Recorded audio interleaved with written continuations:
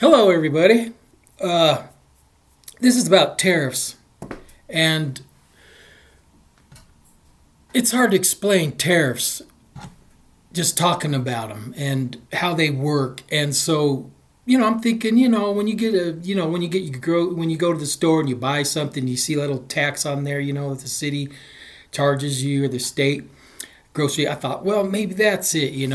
And so I was like, well, how do tariffs work? And I've looked up videos, of on YouTube and guys trying to, talking about it, explaining it in language that, we can understand, some of us. So sometimes you got to kind of make a scenario of how tariffs work. And this is from me reading and doing some of my own research on it, reading, not watching a video of some guy talking and this guy talking and the Senate talking, the senator and president and stuff, not explaining how this works. So I did some reading on them, how it works. And this, I'm going to give you an illustration. And this is how I see it, or what I've read. Don't know if this is truth, fact, whatever, but this is what AI said. Anyway, so say I own a company. And I have, let's say Singapore. I have a clothing store. Say I've ordered from Singapore, 225,000, I'm a little small guy, $25,000 worth of shirts and shoes and stuff.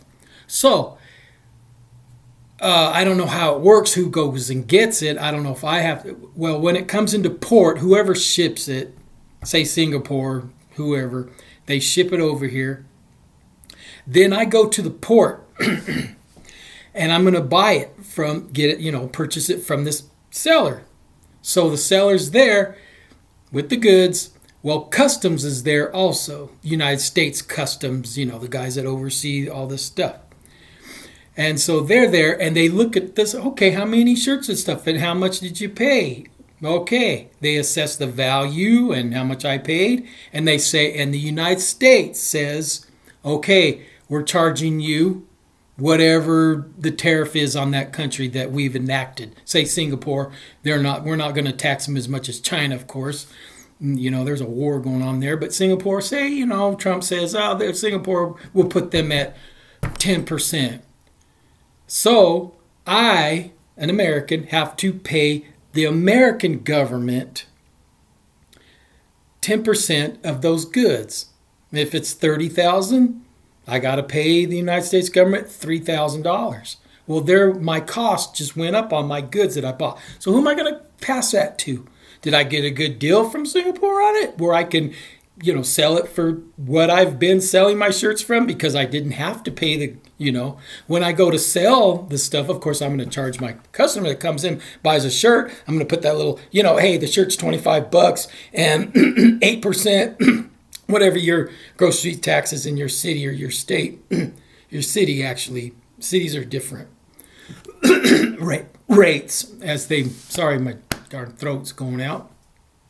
So I got to say, well, can I still absorb the cost of, I used to be able to sell this shirt for $25, but now, since I got to pitch in more money to the United States government, that 10%, I had to give them $3,000 of all dollars worth of, my goods that I bought. I had to pay 10% to the government. Well, can I absorb it?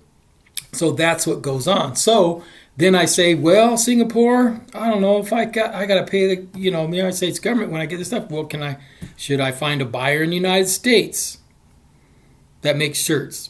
Maybe I can get a better deal. But we know everything made in the United States is higher than where it is. So anyway, that is how tariffs work in a nutshell. Give you an illustration of, hey, the buyer goes and gets his stuff, and customs is there to say, hey, this is United States Customs, and you got to pay them up front.